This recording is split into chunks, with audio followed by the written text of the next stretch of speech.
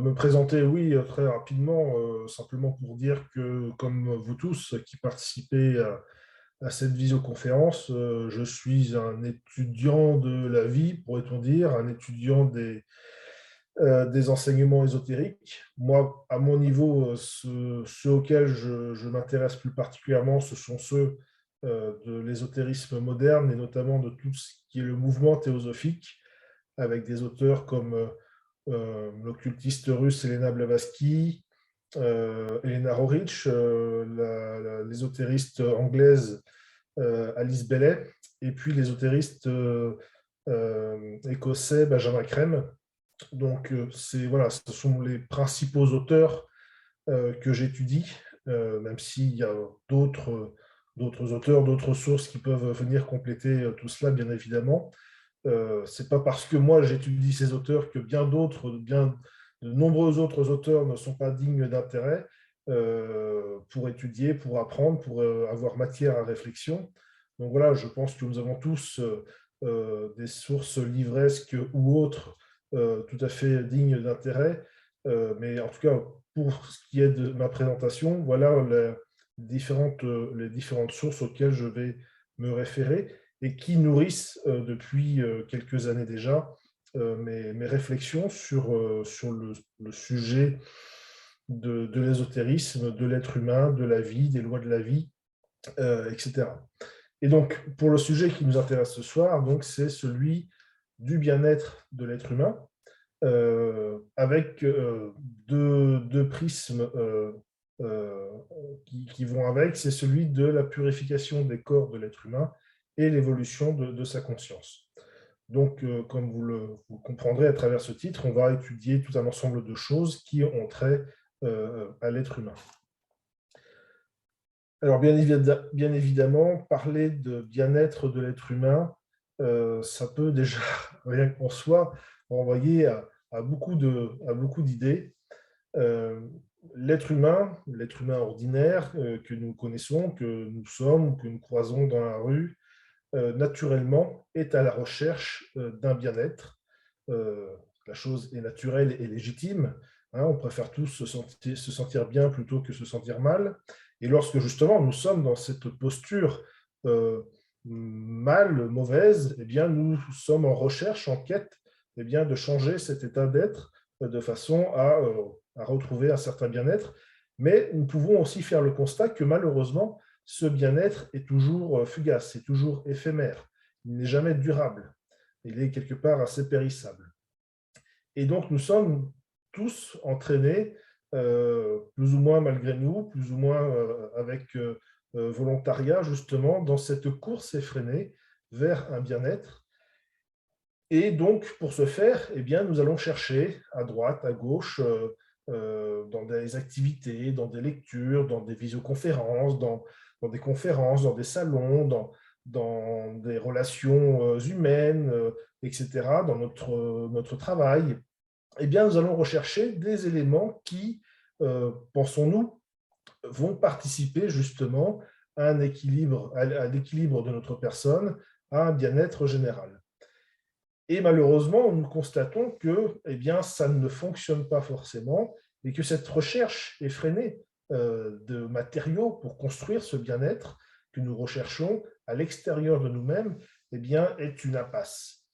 Et au fur et à mesure de notre vie, nous pouvons parfois être amenés à comprendre que cette recherche du bien-être, finalement, se doit d'être une recherche intérieure, que psychologiquement, que le bien-être de l'être humain, notre bien-être, eh bien, dépend de notre état intérieur, de notre façon d'être intérieure, et que c'est cette intériorité sur laquelle nous devons travailler et qui ensuite va transparaître extérieurement, qui va se diffuser à partir de notre intériorité et qui ensuite va permettre dans notre vie une sorte d'équilibre, de bienfaisance qui va toucher notre environnement et qui va nous permettre justement de vivre de façon apaisée et convenable. Pour autant, même si nous cherchons ce bien-être intérieur, donc, du coup, eh bien, il ne faut pas rejeter ces assauts de l'extérieur et même ces assauts parfois intérieurs, qui sont autant d'épreuves, voire de crises, parce que ces crises, ces épreuves qui viennent à nous, qui s'imposent à nous, eh bien, ont pour but de nous faire avancer.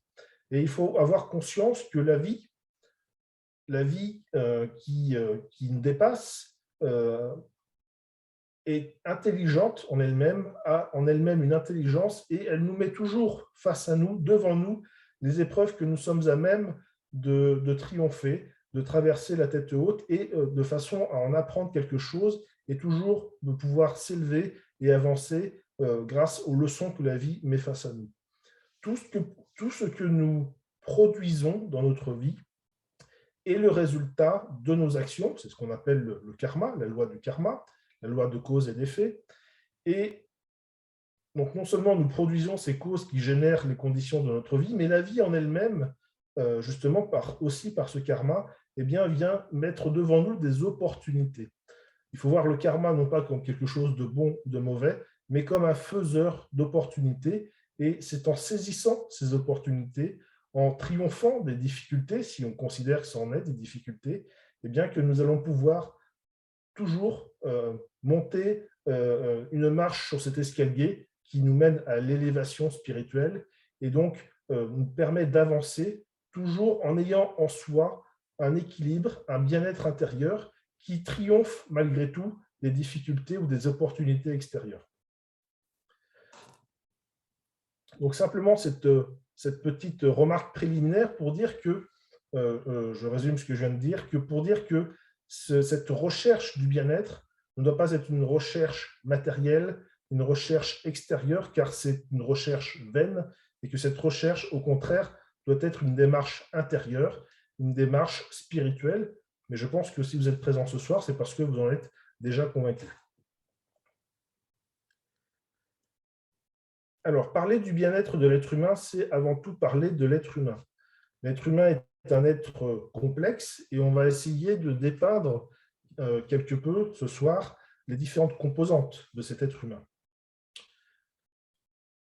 Fondamentalement, il convient de prendre conscience que l'être humain, vous et moi, nous sommes essentiellement de nature divine. Nous sommes des êtres divins, nous sommes des êtres spirituels, nous sommes, selon les auteurs, ce qu'on peut appeler une monade, une étincelle divine, l'esprit, et d'autres termes peuvent être utilisés, Atma, etc. Fondamentalement, nous sommes un être divin. Et cet être divin, dans son évolution, parce que même si on est divin, on évolue, eh bien cet être divin, aujourd'hui, eh bien, il fait l'expérience humaine. Il fait l'expérience de l'incarnation humaine. Il fait l'expérience de l'incarnation dans une humanité, dans un règne humain, comme il a pu faire l'expérience auparavant dans d'autres règnes de la nature, et comme il fera l'expérience plus tard dans d'autres règnes de la nature, dits, entre guillemets, supérieurs. Mais aujourd'hui, nous faisons partie du règne humain, et nous sommes cet être spirituel qui vit une incarnation humaine et qui vit même plusieurs incarnations humaines. Alors, cette affirmation, effectivement, on y adhère ou non, mais présuppose que, en tant qu'être humain, en tant qu'être spirituel, en tant qu'être divin, eh bien, nous sommes amenés à avoir plusieurs incarnations humaines, à donc être soumis à la loi de la réincarnation. Quelque part, il faut voir cet être divin, cet être spirituel comme nous sommes, comme le fil d'un collier de perles où chaque perle représenterait une incarnation humaine, et nous, cet être divin, voyagerait le long de ce fil et de temps en temps vivrait une incarnation humaine représentée par les différentes perles. Alors certes, nous sommes un être spirituel, un être divin, mais cet être divin, comme je viens de le dire, vit une ou des incarnations humaines, et lorsqu'il s'incarne, eh bien, il s'incarne dans quelque chose. Et la plupart des gens vous diront, eh bien oui, il s'incarne dans un corps humain, dans un corps physique. Ça, c'est une vision quelque peu, on va dire, binaire de la constitution de l'être humain, c'est-à-dire un être spirituel, et puis de l'autre côté, un être matériel. et les deux fusionnent et ça nous fait un être humain animé. En fait, la réalité est un peu plus complexe que cela. On peut pousser cette dualité, cette binarité à une constitution triple de l'être humain, une constitution ternaire de l'être humain, puisque beaucoup de religions, justement, décrivent l'être humain comme un être ternaire, c'est-à-dire essentiellement ce que nous venons de dire, un être spirituel, un être divin. En bas, effectivement, ce corps physique, ce corps matériel, et puis entre les deux, un divin intermédiaire que souvent on appelle l'âme. Nous avons donc l'être divin qui apporte la vie. Nous avons la matière, le corps matériel, qui nous permet d'être en incarnation. L'incarnation, c'est prendre chair. Et puis, entre les deux, nous avons, à la rencontre de la matérialité et de la spiritualité, nous avons ce divin intermédiaire, cet agent spirituel qui est l'âme et qui apporte la conscience. La rencontre de la vie et de la matière crée la conscience, c'est l'âme humaine. Voilà la constitution ternaire de l'être humain. Mais si on étudie davantage les enseignements, notamment ésotériques, on s'aperçoit que cette constitution ternaire bien, peut être encore détaillée et on arrive à une constitution septénaire de l'être humain. Je vous rassure, je n'irai pas plus loin que septénaire. La constitution septénaire de l'être humain, on peut la diviser en deux blocs. Il y a le bloc que l'on connaît bien, c'est celui de la personnalité. La personnalité humaine, elle est composée de 3 corps. Tout d'abord, celui que l'on connaît bien, c'est le corps physique dense. Ce corps physique dense, c'est celui que l'on voit chez autrui, c'est celui qu'on voit dans notre miroir, dans le reflet de notre miroir, c'est celui qui est bien connu de la science, de la biologie, des médecins, etc. Donc ce corps qui est constitué de solides, de liquides, de gaz, etc. Mais ce corps, finalement, ce n'est qu'un automate. C'est quelque chose dans lequel l'âme humaine, l'être spirituel va venir s'incarner et va venir animer. Sans la présence de l'âme humaine, un corps physique dense n'est quelque chose qui est certes dans lequel il y a de la vie, puisqu'il y a ce qu'on appelle des pitris lunaires, c'est-à-dire des petits êtres qui composent ce corps physique, mais qui n'est plus animé par une âme et qui donc va se désagréger. C'est ce qui arrive notamment au moment de la mort, lorsque l'âme se retire du corps physique dense. Sur un cran au-dessus, toujours sur le plan physique, il y a ce qu'on appelle le plan éthérique. Alors souvent, dans les différentes mouvances du développement personnel, différentes méthodes de guérison ou d'accompagnement, on parle de corps énergétique. Pour ma part, j'évite d'utiliser cette expression de corps énergétique parce que tous nos corps, même le corps matériel, sont des corps énergétiques traversés d'énergie. Et d'ailleurs, un grand scientifique comme Albert Einstein nous disait qu'il y a une correspondance entre matière et énergie. Donc pour moi, parler de corps énergétique, c'est un peu quelque part un non-sens. Parce que ça voudrait dire que les autres ne le sont pas. Bref, donc moi, pour ma part, j'utilise un autre terme qu'on retrouve notamment dans les enseignements théosophiques, qui est celui de corps éthérique. Ce corps éthérique, c'est le double du corps physique. Ou plutôt, c'est l'inverse. Notre corps physique est fait à l'image de notre corps éthérique. Lorsque nous nous incarnons, différents corps sont formés, sont fabriqués, et le corps physique dense est fabriqué dans le moule du corps éthérique. Et ce corps éthérique est composé lui aussi de matière éthérique. Tout à l'heure, nous avions la matière dense avec les solides, les liquides, les gaz. Et bien là, nous avons le corps éthérique avec de la matière éthérique. Il y a 4 sous-niveaux, 4 types d'éthers différents qui peuvent constituer ce corps éthérique. Et dans ce corps éthérique que vous connaissez parfaitement, nous y retrouvons les méridiens, ou on peut appeler ça aussi les nadis, c'est-à-dire ces courants d'énergie qui circulent à travers l'ensemble du corps et puis qui se croisent à certains endroits. Et ces croisements de courants d'énergie, c'est ce qu'on appelle les chakras. Il y a 7 chakras majeurs que vous connaissez, qui partent du haut de la tête jusqu'au bas de la colonne vertébrale, et puis il y a plusieurs dizaines de chakras mineurs, plus d'autres nombreux points énergétiques au sein de ce corps éthérique. Et bien souvent, dans toutes les méthodes de guérison dites énergétiques, eh bien, le guérisseur va travailler sur ce corps éthérique, sur ce corps dit énergétique. Ce corps physique dense et ce corps éthérique forment le corps physique qui nous permet à tous, à vous et à moi, d'agir, d'interagir, d'exister sur ce qu'on appelle le plan physique. Si l'être spirituel que nous sommes peut agir sur le plan physique, c'est grâce à ce corps physique.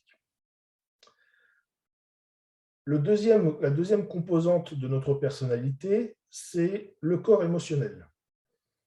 Bien souvent, lorsque l'on discute avec les gens, lorsqu'on lit de la littérature assez générale, eh bien, on a l'impression que les émotions, ce sont des choses qui sont des interactions ou physiques ou électriques, etc., à l'intérieur de notre corps, sont des choses impalpables, etc., qui vont, qui viennent, qui disparaissent, qui apparaissent. Eh bien, l'ésotérisme nous dit que ce n'est pas du tout le cas, que les émotions, ce sont des choses qui existent réellement et qui existent sur un plan de conscience qui s'appelle le plan émotionnel ou plan astral. Et donc, nous, pour exister sur ce plan astral, ce plan de conscience dit astral, émotionnel, eh bien, nous avons un corps émotionnel. Et ce corps émotionnel est composé de nos sentiments, de nos émotions, de nos désirs, etc. Et à l'instar de notre corps physique qui était composé de différents sous-plans, eh bien, les sous-plans éthériques, solides, liquides, gazeux, eh bien, le corps émotionnel est lui aussi composé de 7 sous-plans, avec, pour chacun de ces sous-plans, différents types de désirs, d'émotions, de sentiments. Les sentiments les plus nobles, les plus beaux, tels que l'amour pour son enfant ou pour son compagnon, sa compagne, vont se trouver sur les plans évidemment les plus élevés en termes de vibration. Et puis les émotions ou des sentiments plus bas, comme la colère, l'envie, l'avarice, la jalousie, vont énergétiquement, vibratoirement, être sur des sous-plans plus bas. La troisième composante de notre personnalité, c'est notre corps mental concret. Là encore, afin de pouvoir exister et agir sur le plan de conscience qui est le plan mental concret, eh bien, l'être humain possède dans sa personnalité un corps mental concret qui va être composé de matière mentale, à l'instar de la matière émotionnelle pour le corps émotionnel et de la matière physique pour le corps physique. Et dans ce corps mental, nous allons y retrouver toutes nos pensées concrètes que nous pouvons avoir, qui nous assaillent en permanence. Si vous observez les gens, vous vous rendrez compte qu'il y a constamment des pensées qui sont dans notre tête et parfois nous avons même du mal à contrôler ce flot de pensées, ces flux de pensées qui vont et qui viennent dans tous les sens, qui parfois ne s'arrêtent pas même si on voudrait qu'elles s'arrêtent alors qu'on a envie de dormir ou on a envie de se concentrer sur un sujet. Donc voilà, ce corps mental concret est formé de pensées et à l'instar des émotions, à l'instar du corps physique, les pensées ont une existence réelle. D'ailleurs, on parle de forme pensée, c'est-à-dire que énergétiquement, une pensée, c'est quelque chose fabriqué de matière mentale. Donc, ces trois composantes forment la personnalité. Ces trois corps forment notre personnalité. Et ces trois corps, cette personnalité, on dit que cette personnalité est mortelle. Pourquoi? Parce qu'à chaque incarnation, à chacune des perles sur notre collier de perles évoqué initialement, eh bien, cette personnalité va être différente. Lorsque nous naissons, nous fabriquons cette personnalité, nous fabriquons le corps mental concret, le corps émotionnel et le corps physique. Et lorsque nous décédons, eh bien, lorsque la personnalité décède, eh bien, ces corps vont se désagréger et leurs matériaux physiques, émotionnels et mentaux vont retourner dans le réservoir de matière physique, de matière émotionnelle et de matière mentale. Et lorsque nous allons nous réincarner, eh bien, à partir de ce qu'on appelle les atomes permanents, c'est-à-dire des cartes mémoire qui existent pour chacun de ces trois plans, pour chacun de ces trois corps, eh bien, nous allons refabriquer 2 nouveaux corps, 3 nouveaux corps, une nouvelle personnalité qui gardera la vibration énergétique que nous avions au moment de notre mort.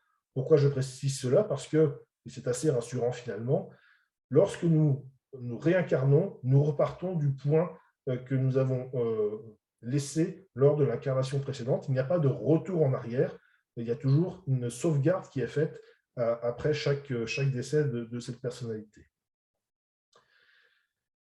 Si vous avez des questions au fur et à mesure de mon intervention, de façon à ce que les choses soient interactives, n'hésitez pas à l'écrire dans le fil de discussion et j'essaierai d'y répondre au fur et à mesure. Je l'ai devant moi et il n'y a pas de souci, je peux essayer de lire en même temps que je parle. Et si parfois il y a un petit silence, c'est parce que je lis, je suis concentré sur la lecture. Si je peux me permettre justement, donc une personne, excusez-moi de vous couper, j'ai intervenu oralement, une personne qui décède justement dans un état, par exemple, très difficile, parce que soit c'est pas prévu, un accident, ou dans une forme de révolte. Donc ça veut dire, quand vous dites qu'il y a la carte mémoire, donc ça veut dire qu'elle va se réincarner après dans un état déjà de confusion aussi, ou ça, cette partie-là, qui n'est pas forcément la partie la plus intéressante de sa vie, cette confusion, mettons, va pouvoir quand même être un peu gommée, où on va garder l'essentiel de sa vie, ou c'est vraiment l'état, vous dites, à la fin de sa vie, quoi. Alors, pour répondre à votre question, effectivement, dans cette carte mémoire, c'est le taux vibratoire, si vous voulez, moyen, obtenu en fin de vie, qui va être sauvegardé, qui va être enregistré et qui va servir de base, de point de départ pour l'incarnation suivante. Pour autant, les enseignements spirituels nous apprennent qu'il faut apprendre à mourir comme on peut apprendre à vivre. C'est-à-dire que les sages nous disent que au moment où, lorsque l'on sait que l'on va mourir, c'est pas toujours évident à prévoir, et je vois qu'il y a une question après qui nous fait penser qu'on ne sait pas toujours à quel moment on va mourir, il peut y avoir des accidents, etc. Et bien qu'au moment où on s'apprête à mourir, il est conseillé d'élever le plus possible, justement, notre vibration par nos sentiments, par nos pensées, etc.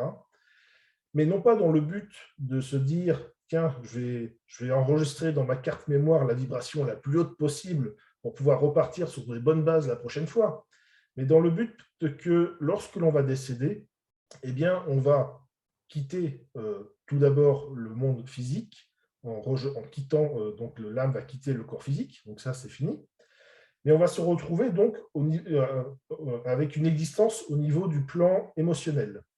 Et dans ce plan émotionnel, nous avons 7 sous-plans.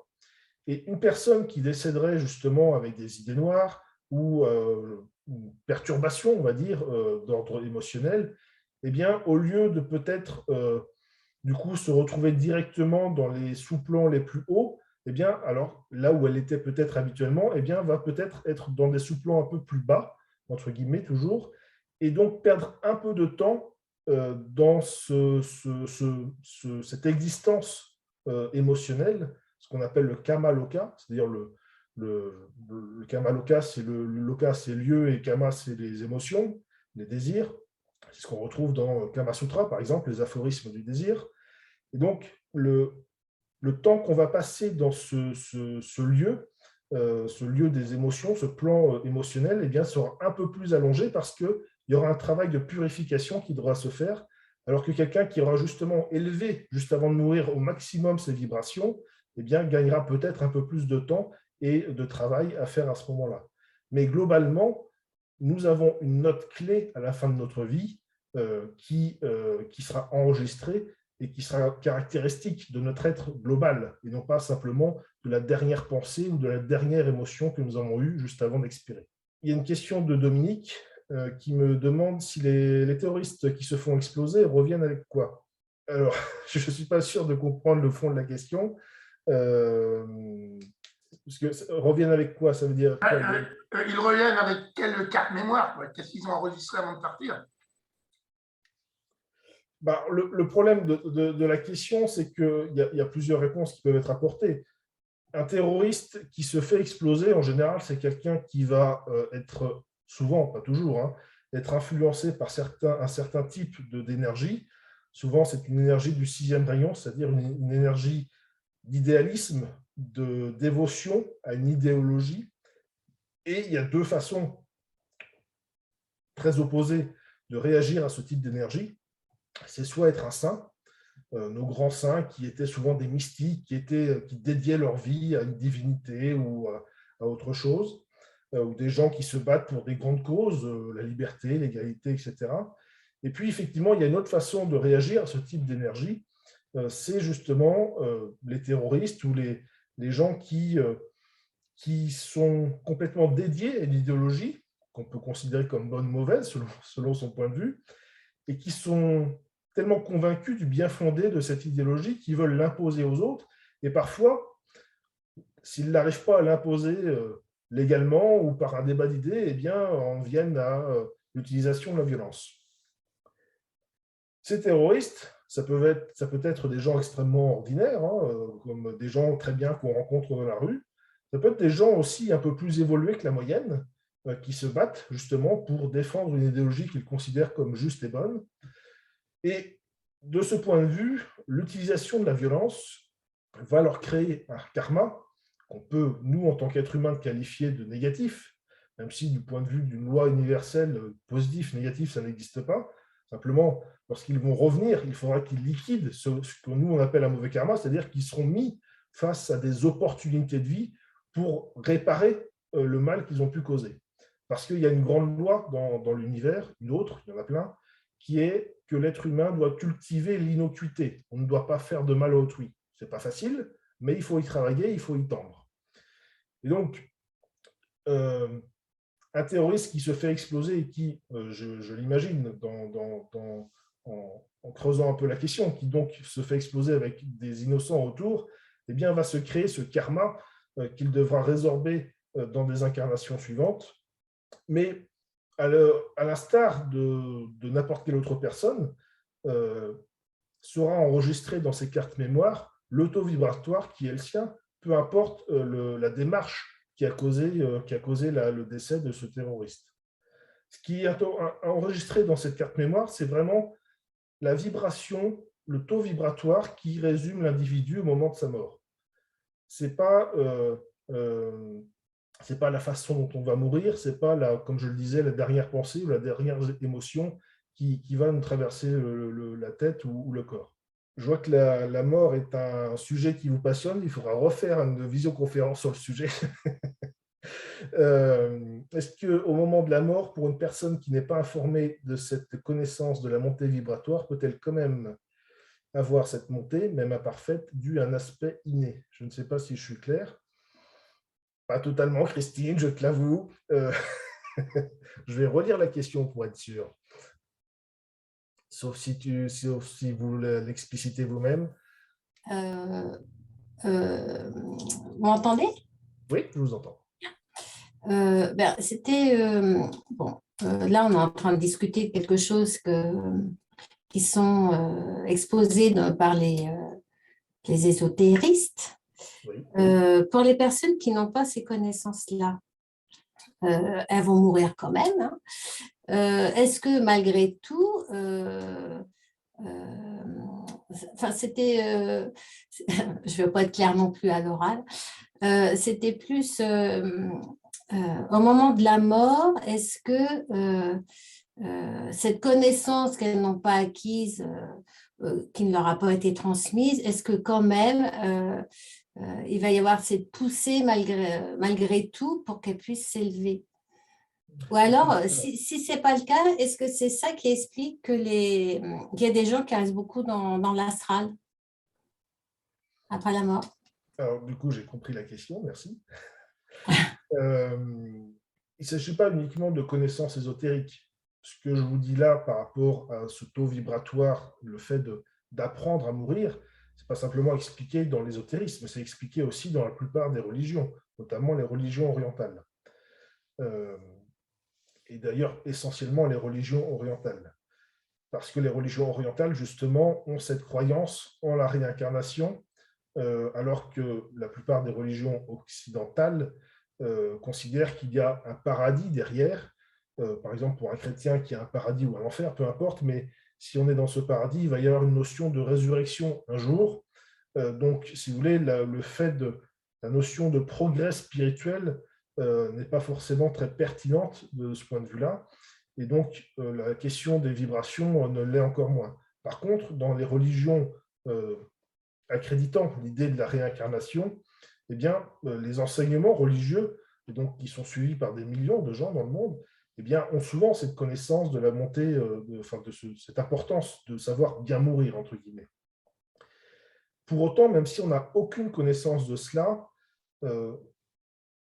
et sans utiliser justement de termes ésotériques, vibrations, etc., corps astral, etc., eh bien, on peut simplement expliquer aux gens que lorsque l'on sait que quelqu'un va mourir, un membre de la famille, un ami, eh bien, il est important, avant cette mort, de l'entourer.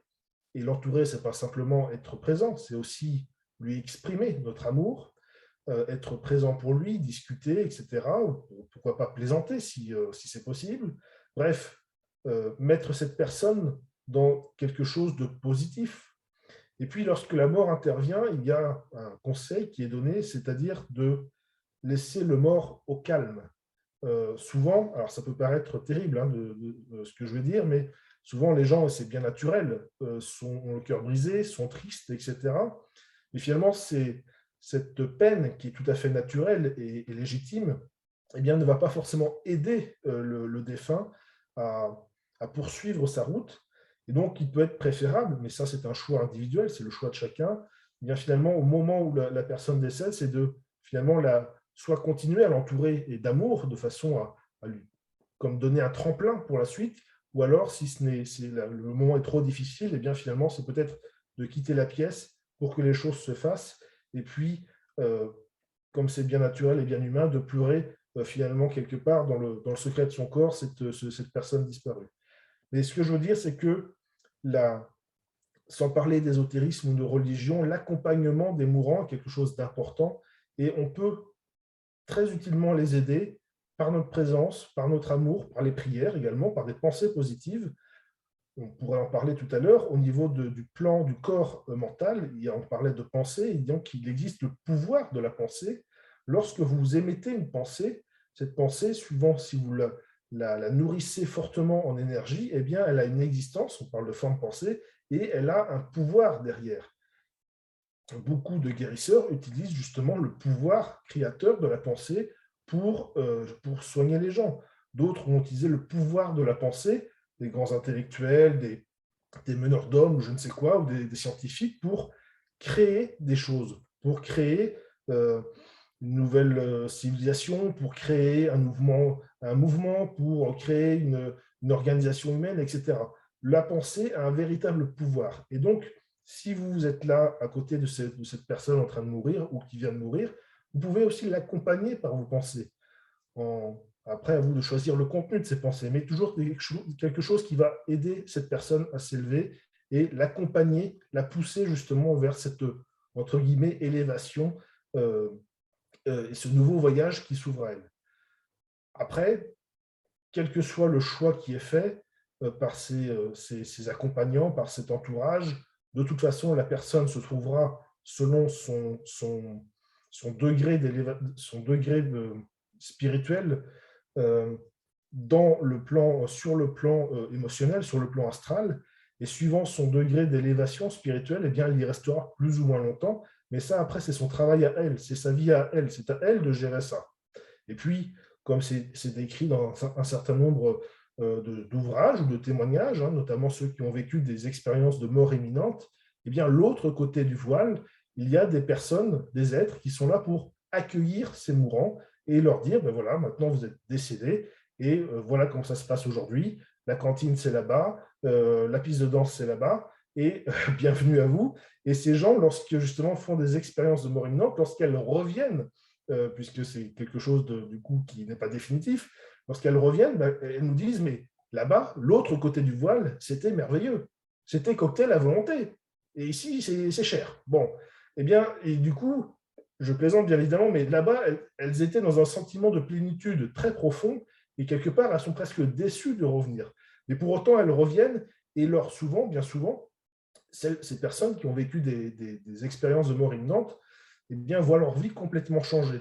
Leur peur de la mort disparaît complètement parce qu'elles ont vu ce qu'il y a de l'autre côté, ce qui les attend du coup dans plusieurs années. Et leur perception de la vie a complètement changé et elles ont une vie qui devient beaucoup plus spirituelle, beaucoup plus apaisée. Et le fait qu'elles le partagent, c'est extrêmement intéressant pour les autres parce que sans avoir ces expériences, elles peuvent comprendre un petit peu ce qui les attend et donc se dégager de toute cette peur de la mort, cette peur de perdre ses proches, de perdre tout ce qu'on a acquis durant notre vie et qui participe justement au fait que notre bien-être est compliqué à mettre en œuvre et à maintenir. Alors, donc nous avons parlé de la personnalité et cette personnalité, donc je vous ai dit, c'est un pendant de notre composition. Mais il y a un autre pendant qui est la triade spirituelle. La triade spirituelle, c'est la partie immortelle de notre être. Elle est composée, toujours en partant du bas, entre guillemets, d'un corps mental, mais cette fois-ci d'un corps mental abstrait. Donc, au lieu d'avoir des pensées concrètes, c'est-à-dire, ben voilà, pour faire ma tarte aux pommes, il me faut tant de grammes de farine, etc., des œufs, etc., eh bien là, nous sommes dans des pensées abstraites, des pensées beaucoup plus élevées, qui peuvent toucher à la philosophie, aux sciences, à l'art, à tous les domaines de la vie, mais ce sont des pensées abstraites. Au sein de ce corps mental abstrait, il y a un sous-plan, le deuxième sous-plan, qui est l'endroit où se trouve ce qu'on appelle le corps causal. Et le corps causal, c'est le siège de l'âme. Et donc, votre âme humaine, ce divin intermédiaire dont on a parlé tout à l'heure, eh bien, se trouve au niveau du plan mental abstrait. Au-dessus de ce plan, de ce corps mental abstrait, nous avons le corps bouddhique. Le corps bouddhique, comme son nom l'indique, puisque nous parlons tous sanskrit ici ce soir, et c'est formidable de votre part d'avoir révisé avant de venir, ce corps bouddhique, eh bien, c'est le corps où se trouve la sagesse, où se trouve l'amour. Alors, sagesse et amour d'un point de vue divin, bien entendu, nous sommes dans la triade spirituelle, on n'est plus dans la personnalité, où se trouve le discernement, où se trouve l'intuition, bref, toutes ces qualités formidables, et donc tout ça se trouve au niveau du corps bouddhique. Au-dessus se trouve le corps atmique. Le corps atmique correspond davantage à ce qu'on appelle la volonté spirituelle. Et donc, Atma, Buddhi, Manas. Manas, c'est le mental. C'est ce qu'on trouve dans la racine en anglais man, un homme. La caractéristique de l'être humain, c'est sa capacité à penser, contrairement aux autres règles de la nature. Et donc, Atma, Buddhi, Manas forment la triade spirituelle. Et puis, au-dessus de cette triade spirituelle, se trouve ce qu'on appelle la monade, l'unité, l'étincelle divine, l'esprit, l'être spirituel, l'être divin que nous sommes. Et donc, si vous voulez, pour résumer dans le sens inverse, nous avons cet être divin qui, avec la triade spirituelle, va se refléter dans l'âme, qui elle-même va se refléter dans la personnalité. Souvent, nous réfléchissons à l'envers, puisque au quotidien, c'est notre personnalité qui transparaît de nous, et on essaie justement, en tant que personnalité, eh bien, de chercher notre âme, d'aller chercher notre âme, et puis dans un second temps, d'aller chercher cette étincelle divine. Mais en réalité, c'est cette étincelle divine qui va venir descendre en vibration, entre guillemets, pour se refléter à travers l'âme, et dans un premier temps, en tant qu'intermédiaire, et elle-même va venir se refléter dans la personnalité qui est composée des trois corps qu'on a décrits tout à l'heure. Voilà pour la constitution rapide de l'être humain. Si vous avez des questions sur le sujet, n'hésitez pas. Et donc, à partir de cette constitution de l'être humain, eh bien, c'est un des thèmes de ce soir, eh bien, nous allons parler de leur purification. Alors, vous allez me dire, pourquoi purifier nos corps ? Alors là, il va s'agir de la purification de notre personnalité. Vous l'aurez compris, en tant qu'étincelle divine, en tant que triade spirituelle, il n'y a rien à purifier, c'est déjà nickel. Par contre, notre personnalité, elle, demande à être purifiée. Lorsque nous sommes au début de nos incarnations, il y a déjà quelques dizaines de milliers d'incarnations, eh bien, nous avons construit notre personnalité, nous avons construit nos différents corps avec des matériaux dont les vibrations, je suis d'accord avec vous, Martine, j'ai le schéma quelque part, mais le temps de le retrouver, ça va être long. Nous avons construit nos différents corps avec des matériaux dont les vibrations étaient, entre guillemets, relativement basses. Et la problématique de ces vibrations assez basses, c'est que la triade spirituelle, l'âme, la monade, ne peuvent pas s'exprimer à travers des corps qui sont, entre guillemets, impurs, c'est-à-dire des corps dont la vibration est trop grossière. C'est comme si vous mettiez une bougie. Alors, l'image que je vais donner a ses limites, parce que la bougie a besoin d'oxygène pour pouvoir rester allumée, mais c'est comme si vous mettiez une bougie sous une cloche en verre et que cette cloche en verre, vous l'entouriez d'eau boueuse. Tant que cette eau sera boueuse, c'est-à-dire que tant que vos corps seront grossiers, imparfaits, eh bien, la lumière de l'âme, la lumière de la monade, ne pourra pas transpercer cette eau boueuse et ne pourra pas éclairer l'ensemble de votre être et ne pourra pas éclairer le monde. Par contre, au fur et à mesure que vous allez purifier vos corps, au fur et à mesure que vous allez dégrossir cette matière qui forme vos corps, au fur et à mesure que vous allez prendre de nouvelles petites briques, de nouveaux pitrices lunaires pour fabriquer, pour remplacer les plus grossiers, pour en mettre des nouveaux plus élevés, eh bien, vous allez enlever petit à petit cette boue dans cette eau boueuse, et un jour, cette eau sera pure, et la lumière qui est au centre de cette eau eh bien, pourra briller, et là, enfin, votre âme, dans un premier temps, la monade dans un second temps, pourront utiliser notre personnalité pour s'exprimer sur l'ensemble des plans de conscience. Le but de notre évolution en tant qu'être humain, c'est simplement cela. L'évolution de notre être divin, c'est la spiritualisation de la matière. C'est de permettre, de faire en sorte que la matière, que nos différents corps, que notre personnalité puissent être utilisés comme des outils adéquats, des outils performants, à travers lesquels l'âme puis la monade vont pouvoir s'exprimer et donc agir à travers le monde.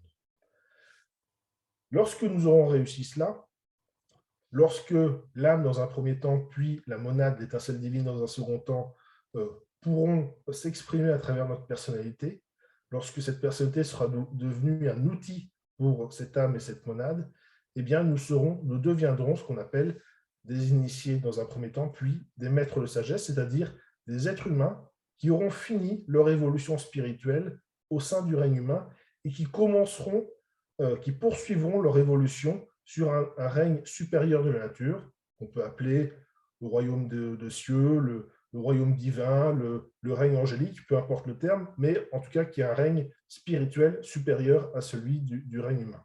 Alors, il y a dans notre évolution et dans cette purification des corps une sorte de logique dans cette purification, c'est-à-dire que dans un premier temps, même si les choses ne sont pas faites de façon parfaitement chronologique, nous allons d'abord commencer par la purification du corps physique. Alors, il ne faut pas imaginer que c'est d'abord que le corps physique, puis que le corps émotionnel, puis que le corps mental. Les trois peuvent se faire ensemble, mais dans l'évolution humaine, en tout cas, il faut d'abord arriver à cette maîtrise du corps physique avant de pouvoir passer à la maîtrise du corps émotionnel, puis du corps mental. Et cette maîtrise de ces différents corps, alors il ne faut pas confondre la maîtrise d'un corps et donc du plan de conscience qui va avec le fait d'exister, d'agir sur ce plan de conscience. Avoir conscience au niveau du corps physique ne veut pas dire qu'on a la maîtrise de ce corps physique. C'est la même chose pour le corps émotionnel, pour le corps mental. Pour le corps physique, ce que je vais vous dire va vous sembler assez basique, mais pour la purification du corps physique, qu'il s'agisse du corps physique dense comme du corps physique éthérique, ce qui importe en premier lieu, c'est la nourriture. Alors, ça peut sembler basique, mais ce n'est pas forcément une évidence, c'est-à-dire qu'il faut chercher une nourriture pure, dite pure. En général, ça veut dire bien souvent une alimentation végétarienne. ça ne veut pas dire que le végétarisme est une obligation. En termes d'ésotérisme, ce qui est intéressant, c'est souvent de se référer au bouddhisme, c'est-à-dire que dans le bouddhisme, on ne vous dit jamais vous devez faire ça ou vous ne devez pas faire ça. On vous dit, on vous conseille de faire ça et on vous conseille de ne pas le faire. Il n'y a pas d'obligation, il n'y a pas d'interdit. Dans le bouddhisme, on vous conseille le végétarisme parce qu'on vous conseille de ne pas faire de mal aux animaux. Maintenant, ça ne veut pas dire que vous n'avez pas le droit pour vous nourrir, si le besoin s'en fait ressentir, de consommer de la viande. Si vous devez consommer de la viande, le bouddhisme vous dit « Ok, consommez de la viande, il n'y a pas de souci, mais on vous conseille de ne pas être celui qui va tuer l'animal, etc., etc. » Donc, tout ce que je vais vous dire, ne prenez pas ça comme des injonctions, mais simplement comme des possibilités qui peuvent vous permettre de participer à la purification de vos différents corps. Donc, pour ce corps physique, une nourriture pure, donc souvent, on va se diriger vers une alimentation végétarienne. Pourquoi l'alimentation végétarienne, me direz-vous, puisque je vois que tout le monde pose la question à l'écrit? Eh bien, c'est parce que, justement, c'est encore une question de vibration. La viande, vibratoirement, est plus grossière que des légumes, que des fruits, notamment du fait du sang qui se trouve dans la viande. Et donc, c'est quelqu'un qui veut purifier son corps, qui veut en augmenter les vibrations, eh bien, va davantage s'orienter vers une alimentation végétarienne avec des légumes et des fruits qui vont vitaliser justement ce corps physique. Et puis, on nous conseille des repas qui ne sont pas trop lourds, avec plutôt des aliments purs et en petite quantité. Je ne vous mentirai pas, vous me voyez à la vidéo, je ne suis pas le premier exemple dans cette alimentation végétarienne avec des repas légers. Ne me jetez pas de pierre. Donc voilà pour ce qui concerne la nourriture. Encore une fois, ce sont des conseils. Ensuite, deuxième chose pour la purification du corps physique, la propreté. Ça peut paraître, encore une fois, quelque chose de basique, mais la propreté n'est pas forcément accessible à tout le monde. Et puis, même lorsqu'elle c'est accessible, eh bien, tout le monde n'est pas propre. Donc, c'est un usage d'eau, aussi bien intérieurement qu'extérieurement, pour simplement une bonne hygiène de vie. Je n'irai pas plus loin, tout le monde sait ce que c'est que l'hygiène. Ensuite, le sommeil. Eh bien, il faut suffisamment dormir. Ça peut paraître encore une fois quelque chose de basique, mais aujourd'hui, dans ce monde toujours bougeant, mouvant, stressant, avoir du sommeil suffisant, avoir une qualité de sommeil suffisante, eh bien, ce n'est pas toujours quelque chose d'évident. Alors, dans certains ouvrages ésotériques, on vous conseillera de dormir de préférence entre 22h et 5h du matin. Alors, pour ceux qui se demanderaient pourquoi, c'est parce qu'il était dit, notamment dans les enseignements d'Alice Bellet, du tibétain, que c'est la période de la nuit où certains disciples et initiés reçoivent des enseignements durant leur sommeil, sur notamment le plan astral, voire le plan mental, pour les plus évolués d'entre nous. Mais pour autant, les maîtres de sagesse sont des gens avec des capacités insoupçonnées, et même si vous ne respectez pas ce créneau horaire et que vous êtes concerné par ces enseignements nocturnes, ne vous inquiétez pas, vous aurez quand même ces enseignements, même si ce n'est pas entre 22h et 5h du matin. Ensuite, dernière condition pour la purification du corps physique et du corps dense et éthérique, c'est la lumière du soleil. Je vois que certains d'entre vous sont un petit peu palos, c'est l'hiver, c'est normal, mais voilà, il faut profiter du soleil, il faut s'exposer à la lumière du soleil, qui est riche en vitamine D, hein, en tout cas ça permet de la fabriquer, et qui est une très bonne chose pour chacun d'entre nous. Ensuite vient, si vous n'avez pas de questions sur cette partie-là, ensuite vient la purification du corps émotionnel. Alors, le corps émotionnel, c'est quelque chose, comment dire, qui est très actif chez chacun d'entre nous, parce que dans l'histoire de l'humanité, donc c'est une longue histoire, l'humanité existe sur Terre, nous dit-on, depuis 18,5 millions d'années, et puis il y a eu le grand cycle, l'évolution fonctionne toujours par cycle, un peu à la façon d'une spirale, et donc dans l'histoire de l'humanité, il y a eu une période, dite la période lémurienne, où le but de l'évolution pour l'humanité, c'était justement de fabriquer, de produire un corps physique adapté à l'être humain. Et donc, nous avons hérité du règne animal, notre corps physique, que nous avons perfectionné pour en faire un corps humain utile, acceptable pour le règne humain. Ensuite est venue une deuxième période, la période atlantéenne, qui a duré elle aussi plusieurs millions d'années. Et le but évolutif de cette période atlantéenne, c'était de développer le corps émotionnel, le corps astral chez l'être humain. Et le travail, donc ça a duré à peu près 12 millions d'années, les gars n'étaient pas très rapides à l'époque, et donc le travail a été extrêmement bien fait, et aujourd'hui nous héritons de cette période atlantéenne d'un corps émotionnel extrêmement développé. Et aujourd'hui encore, alors que nous avons quitté cette période atlantéenne pour notre période, la période actuelle, la période dite arienne, où le but c'est de développer notre corps mental, cette fois-ci, d'abord le mental concret, puis le mental abstrait, comme je l'ai expliqué tout à l'heure, eh bien, malgré tout, nous sommes au début de cette période et nous sommes encore les héritiers. J'ai fait la liaison avec le H, puis on a le droit de nos jours maintenant. C'est Bernard Pivot qui me l'a dit. Nous sommes encore les héritiers, c'est pas très beau non plus, les héritiers de cette période atlantéenne, et notre corps émotionnel est très prégnant, très, très présent dans notre vie, et nous pouvons tous le constater aujourd'hui, c'est-à-dire que dans notre quotidien, en tant que personnes ordinaires, et la plupart d'entre nous sont des personnes ordinaires, eh bien, nous agissons, nous réagissons, nous vivons à travers essentiellement nos émotions. En ésotérisme, on parle souvent de corps kama manasique. Le mot fait bien à le prononcer en visioconférence, mais il demande explication. Kama, je l'ai expliqué tout à l'heure, c'est les émotions, les désirs. Et puis, j'ai expliqué manas, c'est le mental.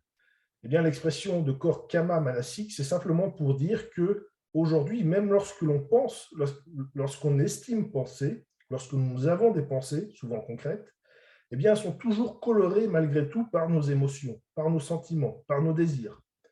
Et si on est un peu honnête avec soi-même, eh bien, on se rend compte que c'est vrai. Que finalement, nos sentiments, nos émotions, nos désirs sont prédominants, sont dominants dans notre vie, et que nous sommes toujours un peu dans la réaction émotionnelle par rapport à ce qui arrive, par rapport à nos attentes, par rapport à ce que quelqu'un va nous dire, par rapport à un événement qui va survenir dans notre vie. Bref, nous avons cet héritage de la période atlantéenne avec ce corps émotionnel qui est très fort dans notre vie.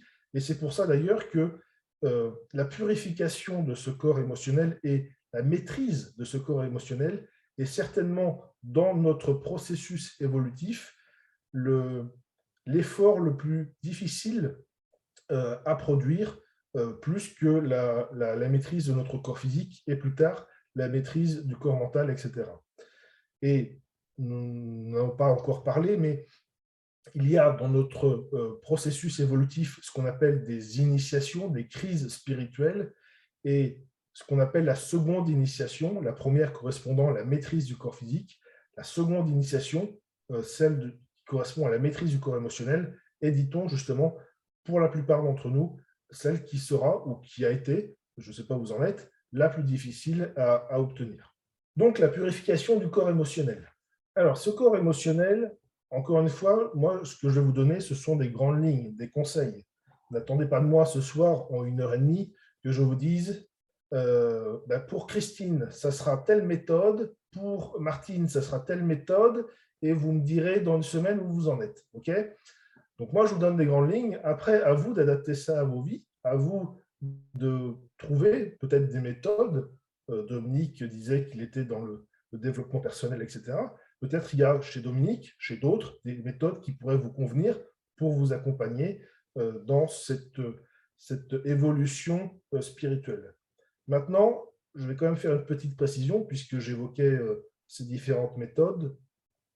Il faut bien différencier développement personnel et développement spirituel. Le développement personnel va vous aider, en tout cas, c'est l'avis que j'ai sur cette question, le développement personnel va vous aider à avoir un équilibre au niveau de chacun de vos corps. peut-être que ça vous aidera à avoir un équilibre au niveau physique, au niveau émotionnel, au niveau mental. Mais pour moi, il ne faut pas chercher davantage que cela dans ces différentes méthodes de développement personnel. Pourquoi? Parce que le risque du développement personnel, comme ça l'indique, c'est de développer trop fort notre personnalité. Et une personnalité trop forte ne laissera pas la place à votre âme de s'exprimer à travers cette personnalité. L'âme, le but, votre but, notre but à tous, c'est qu'un jour, notre âme puisse s'exprimer à travers notre personnalité. Et si la personnalité fait barrage, parce qu'elle a été trop développée, parce qu'elle est trop forte, eh bien, vous empêcherez ce lien jusqu'à l'âme et vous empêcherez le fait que l'âme s'exprime à travers votre personnalité. Le but, ce n'est pas d'être une personnalité extrêmement forte en disant « moi, je sais ce que je veux, moi, j'impose mes convictions aux autres, moi, on ne me dit pas ce que je dois faire, moi, je suis quelqu'un de libre, moi, voilà, moi. » Non, le but, c'est que l'âme puisse s'exprimer à travers vous et puisse infuser son énergie à travers vous de façon à être quelqu'un de spirituel. Voilà le but, pour moi, du développement personnel, c'est une personnalité équilibrée, un outil efficace au profit de l'âme et de votre développement spirituel. Maintenant, ça ne veut pas dire qu'il n'y a pas une étape de développement personnel avant de passer au développement spirituel. La purification du corps émotionnel. Alors, on nous conseille, et je m'appuie sur ça essentiellement sur des conseils du maître tibétain, le maître Jwalkul, qui a parlé, parlé ou écrit à travers Alice Bailey, cette ésotériste britannique, anglaise. Il nous conseille de mettre en place une surveillance constante de nos désirs, des motifs, de nos souhaits qui traversent journellement notre vie. C'est-à-dire, eh bien, on le disait tout à l'heure, en permanence, dans notre activité, dans nos projets, eh bien, nous avons des désirs, des émotions, des souhaits, des envies, des motifs à nos actions. Et donc, lui, il nous conseille justement de surveiller, d'observer tout cela, d'être honnête avec nous-mêmes, c'est-à-dire voilà, je fais quelque chose, je donne un billet de 5 € à ce pauvre monsieur qui fait la manche dans le métro à Paris. Et est-ce que je le fais ostensiblement parce qu'il y a des gens qui me regardent et que je veux paraître quelqu'un de super, ou est-ce que je le fais sans forcément faire attention au regard des gens parce que je trouve ça inadmissible que ce monsieur qui n'a même pas de chaussures, qui est sale et qui n'a pas de quoi manger, eh bien je trouve que dans ce monde où il y a assez de richesse probablement et de nourriture pour nourrir tout le monde, eh bien qu'il n'est pas normal que ce monsieur soit dans cet état. Et donc, eh bien, à la mesure de mes moyens, parce que je n'ai pas forcément des millions en banque, eh bien, je vais lui donner un petit billet pour l'aider, pour l'accompagner. Le motif est important. Est-ce qu'on est dans un motif altruiste ou est-ce qu'on est dans un motif, au contraire, d'orgueil, d'image, etc. Et puis, le maître tibétain nous explique qu'il faut chercher justement, par cette observation, suite à cette observation, eh bien, à accentuer tous ces désirs, motifs et souhaits d'ordre supérieur et à prohiber, à diminuer, à réfréner les motifs d'ordre inférieur. Comme ça, présenté comme ça, les choses ont l'air faciles, mais en fait, on se rend compte que l'on retombe facilement dans nos vieilles habitudes, dans nos travers. Et donc, c'est un travail quotidien de se surveiller, de se corriger en permanence. Mais lorsque c'est fait régulièrement, eh bien, une ancienne habitude devient une nouvelle habitude et petit à petit, eh bien, on arrive à ce travail de purification. Deuxième conseil pour purifier son corps émotionnel, c'est une tentative constante de contacter chaque jour le soi supérieur, c'est-à-dire l'être divin, l'être spirituel qui est en nous, afin de refléter son plan, ses vœux dans notre vie à travers notre personnalité. Autrement dit, le but, c'est de faire en sorte chaque jour d'essayer d'établir un lien entre notre personnalité et notre âme. Et une des méthodes qui permet justement de créer un pont de lumière entre la personnalité et l'âme, c'est ce qu'on appelle l'antakarana, eh bien, c'est la méditation. Quel que soit le type de méditation, le but de la méditation, c'est de créer un pont de lumière entre la personnalité et l'âme dans un premier temps, puis entre l'âme et la monade, l'étincelle divine, de façon à ce que l'âme, puis la monade, puissent s'exprimer à travers cette personnalité. Mais cette construction de ce pont se fait brique de lumière par brique de lumière. C'est quelque chose qui se fait régulièrement par la discipline, par un effort personnel, individuel. Et donc, c'est pour ça que le maître nous dit que chaque jour, il faut essayer de construire ce pont, de contacter ce soi supérieur afin qu'il puisse s'exprimer à travers notre personnalité. Encore une fois, je vous ai dit que ça pouvait se faire à travers la méditation, mais nul besoin forcément de s'asseoir sur un coussin dans une pièce dédiée avec quelques bougies, de l'encens pour essayer de faire cela. Ça peut être fait lorsque vous allez promener votre chien ou vous promenez seul dans la forêt ou lorsque vous serez dans un moyen de transport et que malgré le monde, le bruit, l'agitation autour de vous, eh bien, vous allez avoir 10-15 minutes pour vous concentrer intérieurement et essayer de contacter ce soi supérieur. Un autre conseil du maître, c'est des périodes journalières déterminées consacrées à calmer le corps émotionnel. Nous l'avons dit, le corps émotionnel, ce sont des émotions, des désirs, des souhaits, des sentiments qui nous assaillent, qui passent, qui sont changeants, positifs, négatifs. Je me lève, je suis de bonne humeur. Je sors, le voisin ne me dit pas bonjour, ça y est, je suis de mauvaise humeur. Mon collègue me sourit, ça y est, je suis de bonne humeur. Mais le repas à la cantine n'était pas bon, je suis de mauvaise humeur. Bref, ça ne s'arrête pas de changer. Eh bien, le maître nous conseille chaque jour de prendre quelques minutes, quelques temps pour essayer de calmer ce corps émotionnel. Notre corps émotionnel, c'est un torrent tortueux, vigoureux. Eh bien, il faut essayer d'en faire une sorte de lac calme, apaisé, plat, où va se refléter la forêt environnante, les nuages qui passent au-dessus. Donc, consacrer quelques temps dans notre journée, un moment, plusieurs moments, pour s'arrêter, se poser, se regarder, apaiser tout cela, et pour pouvoir repartir de plus belle avec un corps émotionnel équilibré. Voilà pour le corps émotionnel. Si vous avez des questions toujours, n'hésitez pas. Vient le corps mental.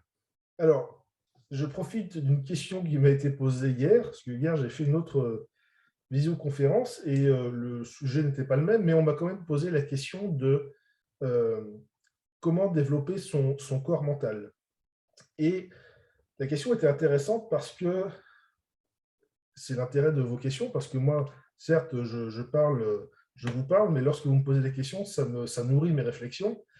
Et je répondais à cette personne que, on va parler de la purification du corps mental, mais je répondais à cette personne qui me posait la question uniquement sur le corps mental et je lui expliquais qu'avant même de chercher à maîtriser son corps mental et à le purifier, il faut déjà s'intéresser aux étapes précédentes, c'est-à-dire le corps physique et surtout le corps émotionnel. Comme je vous le disais, ce corps émotionnel est prégnant dans nos vies, dans notre quotidien, et il me semble qu'il serait quelque peu vain de chercher à une purification, un contrôle, une maîtrise du corps mental tant que la maîtrise du corps émotionnel n'a pas eu lieu. Pourquoi? Parce que tant que ces émotions domineront votre vie, tant que vous serez dans ce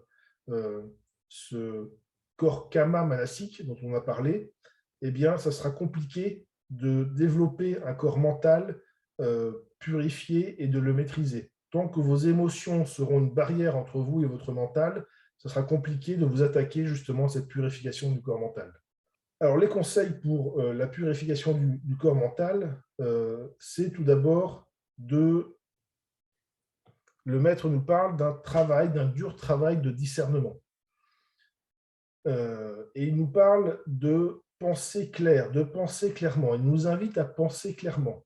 C'est-à-dire, dans votre vie, dans votre quotidien, il y a des sujets qui éveillent votre intérêt. Vous pouvez vous intéresser à la littérature au XVIIIe siècle en Géorgie ou au bonobo dans tel pays d'Afrique, je ne sais pas, ou peu importe le sujet, à la politique, à la géographie, à l'histoire, à tout un certain nombre de sujets, eh bien, le maître nous invite à penser clairement sur ces sujets. C'est-à-dire, vous avez un sujet d'intérêt, ou plusieurs, eh bien, vous allez vous intéresser profondément à ce sujet, vous allez le développer, vous allez le décortiquer, vous allez le synthétiser vous allez vous remettre en question parce que vous aurez de nouveaux apports, mais à la fin, le but, c'est d'avoir une pensée claire, une pensée limpide. Et d'ailleurs, en général, les pédagogues le savent, lorsque vous êtes capable d'expliquer quelque chose clairement à quelqu'un, c'est que vous avez enfin maîtrisé ce sujet. Je ne sais plus quel scientifique américain disait que s'il n'arrivait pas à faire comprendre à ses étudiants un sujet déterminé, c'est que lui-même, ce n'était pas la faute des étudiants qui n'étaient pas assez intelligents, c'était sa faute à lui qui ne maîtrisait pas suffisamment ce sujet. Et bien, le but, c'est que ce n'est pas d'arriver à une maîtrise du sujet, mais c'est d'arriver à une pensée claire. Et c'est parce que vous aurez cette pensée claire sur ce sujet que vous en aurez la maîtrise. Et ce sera le signe d'une purification de votre corps mental. Lorsque ce corps mental est purifié, vous arrivez à avoir une pensée claire sur les sujets qui vous intéressent. À l'instar de ce qu'on a pu conseiller pour le corps émotionnel, eh bien, il faut aussi, pour le corps mental, arriver à calmer notre corps mental. De la même façon que nous avons ces émotions qui nous assaillent, qui vont, qui viennent, qui nous influencent dans nos paroles, dans nos actes, dans nos pensées, eh bien, il faut arriver à calmer notre corps mental qui, lui, est assailli de pensées en permanence, très différentes. Je suis au boulot, mais je me demande déjà, est-ce qu'il y aura les bouchons pour rentrer à la maison ce soir? Je suis dans les bouchons et je me demande déjà, tiens, la liste de courses, parce que je vais devoir faire les courses avant d'aller manger, de préparer à manger. Et puis, est-ce que mon mari est bien allé chercher les enfants à l'école et puis le grand au judo? Et puis, bon, bref, toutes ces pensées qui nous assaillent, ce que certains appellent, par exemple, la charge mentale, hein, qui vous concerne d'ailleurs davantage, vous, mesdames, que les hommes, malheureusement, eh bien, toutes ces pensées qui sont constamment présentes et qui, finalement, quelque part, nous empêchent d'être dans l'instant présent. On est toujours à penser ce qu'on va faire après. Ou, eh bien, on est toujours perturbé, on réfléchit à quelque chose, on est toujours perturbé par quelque chose qui vient justement mettre du désordre dans nos pensées. Eh bien, il faut arriver à calmer ce corps mental. Il faut arriver, là aussi, à pouvoir diriger nos pensées, à pouvoir les sélectionner de façon à avoir un corps mental calme.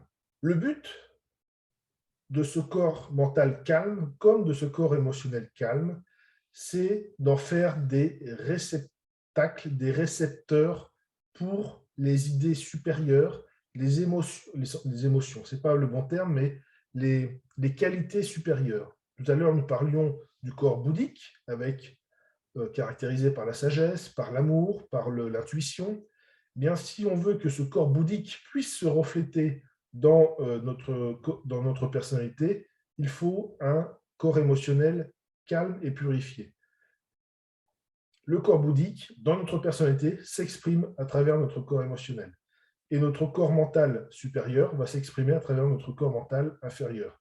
Le corps mental abstrait va se servir du corps mental concret. Et tout à l'heure, nous parlions de la maîtrise et de la purification du corps physique. Si nous voulons un corps physique qui puisse être aussi le réceptacle de ces idées supérieures, eh bien, nous avons besoin d'un cerveau qui puisse accueillir ces idées. Le cerveau, c'est quelque chose de physique, c'est presque un ordinateur qui est à notre disposition. Mais si les branchements ne sont pas bons, s'il y a de la poussière, etc., eh bien, toutes les idées qui viennent du mental ne pourront pas être prises en compte par ce cerveau et lui-même être utilisées dans notre vie physique. Est-ce que vous avez des questions sur la purification de nos corps? Ou est-ce qu'au terme d'1h20, vos corps sont déjà absolument purifiés? Je voudrais vous poser une question. Oui. Je suis beaucoup un petit peu d'ateliers avec Eckhart Tolle, et puis j'ai lu le premier bouquin qu'il avait fait, effectivement. Est-ce qu'on pourrait dire que le corps mental pourrait, comment dirais-je, être l'ego dont il parle si souvent? Donc là, vous me demandez… L'équivalent de l'ego. Le problème du terme ego, et d'ailleurs c'est un des une des grosses difficultés des conférences sur l'ésotérisme, c'est qu'il y a un certain nombre de termes comme ça, et l'ego en fait partie, que l'on retrouve dans beaucoup de courants, notamment dans la psychologie, et chacun va donner une définition particulière à ces mots. Et donc, la difficulté de réutiliser ces mots, c'est qu'il peut y avoir des incompréhensions. C'est-à-dire qu'un psychologue va avoir une définition extrêmement claire et précise de l'ego, et puis, lorsque Edgar Tolle va en parler, ou que moi je vais en parler, eh bien, on va avoir nos propres définitions, et si dès le départ, ces définitions n'ont pas été dévoilées, eh bien, on ne va pas forcément se comprendre. J'ai lu le livre le plus célèbre d'Edgar Tolle sur le moment présent. C'était il y a plusieurs années déjà. Je n'ai pas lu l'intégralité de son œuvre, donc il serait difficile pour moi de répondre à votre question. Je ne vais pas vous mentir ou inventer une réponse pour dire que j'ai répondu. Maintenant, l'ego, lorsque l'on parle du petit ego, en général, on parle de cette personnalité. Après, lorsque l'on parle, c'est comme lorsqu'on parle du soi. On parle du soi avec un S minuscule et la personnalité, et puis le soi avec un S majuscule, c'est-à-dire l'âme, ou au-delà, l'être spirituel. On pourrait dire quelque part la même chose au niveau de l'ego. L'ego, c'est quoi? C'est moi-je. L'ego, pour moi, c'est cette personnalité.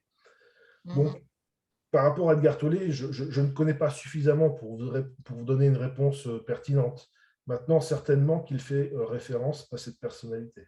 Mais encore une fois, il y a un écueil à éviter. Il ne faut pas voir, je vous le dis parce que je pense avoir succombé pendant des années à cet écueil, il ne faut pas tomber justement dans l'erreur de croire que la personnalité, c'est quelque chose de mauvais.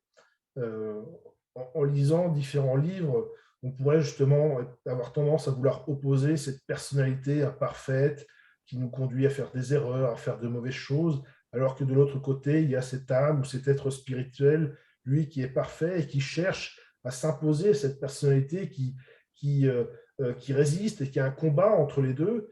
C'est un peu l'histoire d'Arjuna dans la Bhagavad Gita, si vous connaissez un petit peu cet ouvrage hindou. Mais en fait, comme je l'ai dit tout à l'heure, la personnalité est un reflet de votre âme, est une construction mise au service de votre âme. Simplement, elle est imparfaite parce qu'elle fait partie de ce qu'on appelle les trois mondes, le monde physique, le monde émotionnel et le monde mental, et que ces mondes sont imparfaits, mais que c'est au monde supérieur, au monde spirituel, de spiritualiser ces mondes, de les rendre parfaits et de les rendre des réceptacles au service de ce monde spirituel. Et donc, il ne faut pas opposer les deux, il faut simplement réussir à mettre l'un, la personnalité, au service de l'autre.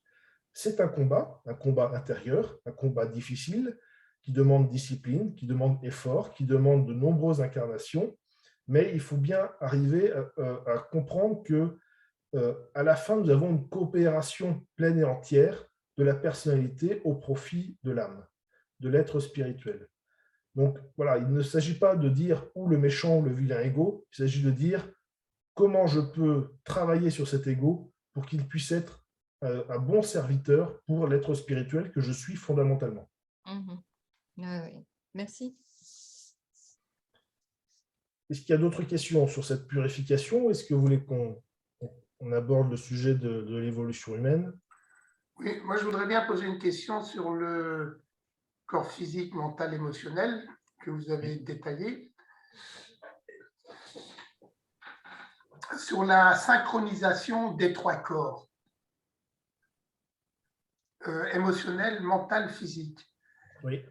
Est-ce que la synchronisation des trois corps pourra arriver à faire quelque chose? C'est important. Alors, ce sera une étape importante justement au cours de notre évolution spirituelle. C'est-à-dire que, comme j'ai commencé déjà un peu à le dire, il y a 5 grandes crises qu'on appelle des initiations, donc 5 grandes crises spirituelles, et qu'à la 3e initiation, eh bien, justement, cette 3e initiation est caractérisée notamment par une personnalité dite intégrée. Vous avez utilisé le mot synchronisé, mais voilà, on parle de personnalité intégrée, c'est-à-dire que, eh bien, à partir de cette 3e initiation, le corps physique le corps émotionnel et le corps mental vibrent à l'unisson. Jusqu'à présent, avant cela, avant cette troisième initiation, nous avons purifié nos différents corps, nous avons élevé leurs vibrations, nous les avons refabriqués, remodelés avec de la matière plus subtile, avec des vibrations plus hautes. Nous avons fait de bons outils pour notre âme, etc. Mais il y a une étape suivante, celle que vous évoquez, c'est-à-dire de mettre en concordance tout ça, mettre en cohérence tout ça, synchroniser tout cela, avoir une personnalité intégrée, c'est-à-dire quelque chose, une personnalité, un outil fort, efficace, mais qui est sous l'impulsion de l'âme, et à la troisième initiation, qui commence à être sous l'impulsion de l'étincelle divine. Je ne sais pas si je réponds exactement à la question. Oui, la personne qui a une idée géniale, une idée, par exemple, une idée pour fabriquer quelque chose. Là, elle va avoir l'idée et sera dans son corps émotionnel. Avec son corps mental, elle va la mettre, elle va la penser, et avec son corps physique, elle va la réaliser. Est-ce que c'est ça ce que vous voulez dire? Non. Pour moi, c'est pas la même chose. Quelqu'un qui a une idée géniale, c'est en général quelqu'un qui dont la conscience est suffisamment élevée, donc un initié en général, qui travaille justement sur le plan mental. Ça peut être par exemple un grand scientifique, je ne sais pas, Einstein ou bien d'autres, peu importe. Et comme je le disais, les pensées ont une existence réelle, et ce génie, en fait, son génie, c'est sa capacité à capter cette pensée. Les maîtres de sagesse, c'est-à-dire les grands sages, ces êtres que nous deviendrons tous ici présents un jour, lorsque nous aurons passé ces 5 grandes initiations, eh bien, travaillent notamment en diffusant, en fabriquant certaines formes de pensée. Et parfois, eh bien justement, une ou plusieurs personnes captent ces formes de pensée. C'est pour ça que lorsque l'on observe l'histoire, eh bien, il arrive qu'à certaines périodes, plusieurs personnes captent la même idée à peu près au même moment. Et c'est intéressant parce que ça montre que justement, il n'y a pas de copiage entre eux, ils ne se connaissent pas forcément, il n'y a pas de communication, mais que justement, ce n'est pas eux qui ont forcément l'idée, mais ils vont capter une idée qui a été émise à un niveau supérieur. Après, eux ont quand même tout le génie pour capter cette idée et la mettre en forme et pouvoir la communiquer à l'ensemble du monde et en faire quelque chose de pratique. Mais si vous voulez, là, pour décrire un processus d'une idée géniale, enfin génial, ça n'a pas marché, donc je ne sais pas s'il était génial, il y a eu la Grande Guerre, la Première Guerre mondiale. Les gens, les êtres humains, se sont bien exterminés. Il y a eu des millions de morts pendant cette Première Guerre mondiale. Et puis, les maîtres de sagesse, qui travaillent tous ensemble sur les plans subtils, se sont réunis. Ils ont fait une réunion, ils ont mis 2-3 chips sur la table, un peu de jus d'orange, etc. Et puis, ils se sont dit, bon, voilà l'état du monde, c'est pas brillant. Du coup, qu'est-ce qu'on fait, les gars? Et puis, il y en a un qui lève la main. Et peut-être que vous le connaissez, le mec qui lève la main, un barbu, assez grand, assez émassé, et il dit, c'est le maître Jésus. Je ne sais pas si vous connaissez, il paraît qu'il est connu, qu'il a fait que 2-3 choses dans l'histoire de l'humanité. Le maître Jésus lève la main et dit, les gars, j'ai une idée, je m'en occupe. Ce qui serait bien, c'est qu'on crée quelque chose qui rassemble les peuples pour que les peuples, les États travaillent ensemble et qu'il n'y ait plus jamais de guerre. Et tous les maîtres sont là, génial ton idée, on compte sur toi, on te soutient, allez, vas-y.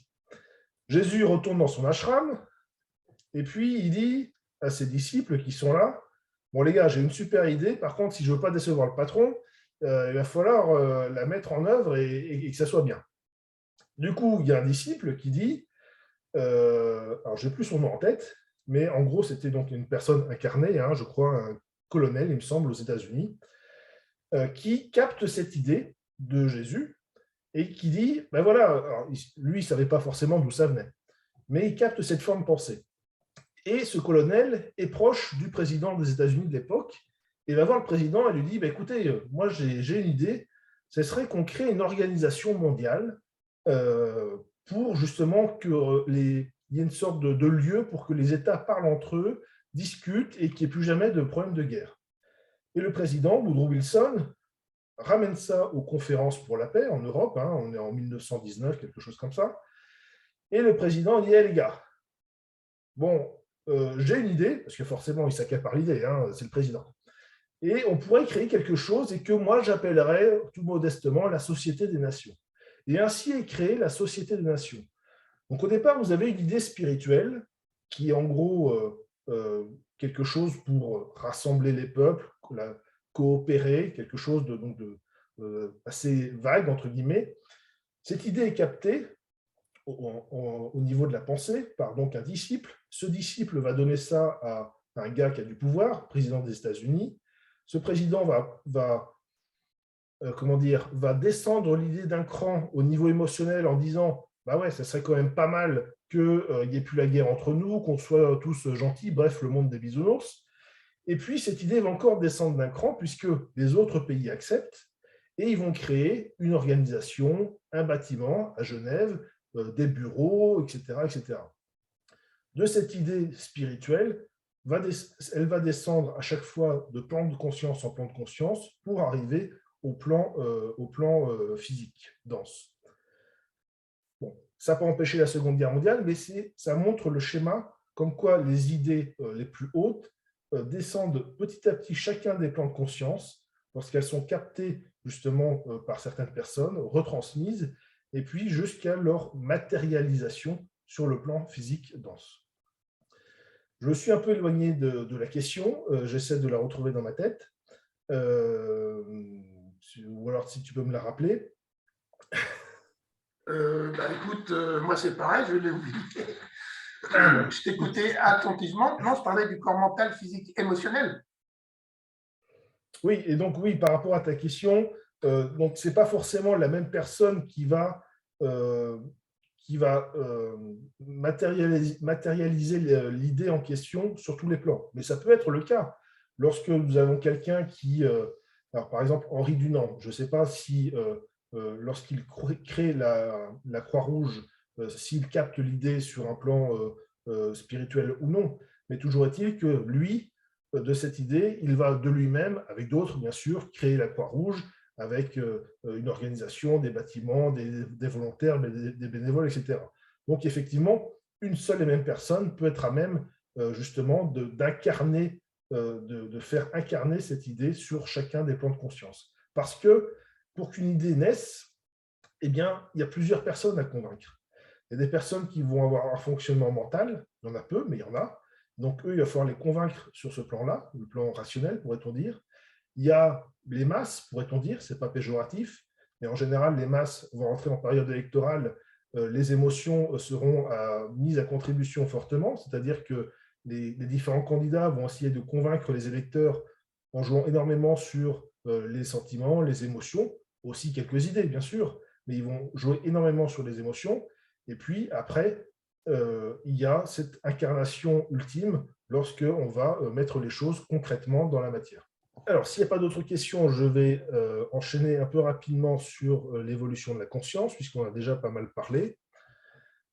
Donc, nous sommes un être spirituel, et cet être spirituel s'incarne dans des corps humains, il s'incarne à de nombreuses reprises, et son but, c'est pourrait-on dire, de manifester dans sa vie et sur Terre le plan divin. Le plan divin que nous ne connaissons pas exactement, c'est-à-dire qu'au fur et à mesure de notre incarnation, de nos incarnations et de notre évolution, petit à petit, on va avoir accès à ce qu'est ce plan divin, ce dessein de Dieu, en gros, son projet pour nous, mais pas seulement nous, l'humanité, pour la planète et au-delà. Et au fur et à mesure que l'on va prendre conscience de notre nature divine, qu'on va prendre conscience que notre recherche du bien-être est une recherche intérieure, au fur et à mesure qu'on va purifier nos différents corps, eh bien, on va progresser spirituellement, et ce progrès spirituel va conduire à connaître un certain nombre d'initiations. Je vous l'ai dit, pour un être humain, il y a 5 initiations qui le conduisent de l'état d'être humain ordinaire à celui de maître de sagesse. Le maître de sagesse, c'est cet être humain dit parfait, même si son évolution n'est pas finie, elle s'ouvre à un niveau supérieur. C'est celui qui est maître non pas des autres, mais qui est maître de lui-même, qui est maître des lois de la nature, des lois de la vie, et qui n'a plus besoin d'évoluer dans le règne humain et qui donc poursuit son évolution à un règne supérieur de la nature. Et donc, je vous dis, il y a 5 initiations. La première initiation est intimement liée à notre corps physique, puisque la première initiation correspond à la maîtrise de notre corps physique. Et cette maîtrise est nécessairement précédée par la purification du corps physique. Mais la première initiation, ce n'est pas seulement la maîtrise du corps physique. Lorsque vous devenez un initié du premier degré, eh bien, il y a d'autres choses qui se passent en vous, et notamment ce qu'on appelle la naissance de la conscience christique dans le cœur spirituel de l'être humain. Autrement dit, alors ça commence un petit peu avant la première initiation, mais c'est quelque part acté avec la première initiation. C'est-à-dire que lorsque vous devenez un initié du premier degré, c'est que l'amour christique, l'énergie christique, c'est-à-dire l'énergie d'amour divin, eh bien, et enfin commence à s'éveiller dans votre cœur spirituel, elle commence à s'éveiller en vous-même, tout simplement, et donc vous commencez à l'exprimer à la fois en vous, mais surtout autour de vous, puisque chacun d'entre nous est quelque part une sorte de soleil qui se méconnaît, et au fur et à mesure, ce soleil commence à briller de plus en plus, et ce qui est en vous, cette divinité qui est en vous, eh bien, va faire rayonner sur le monde entier.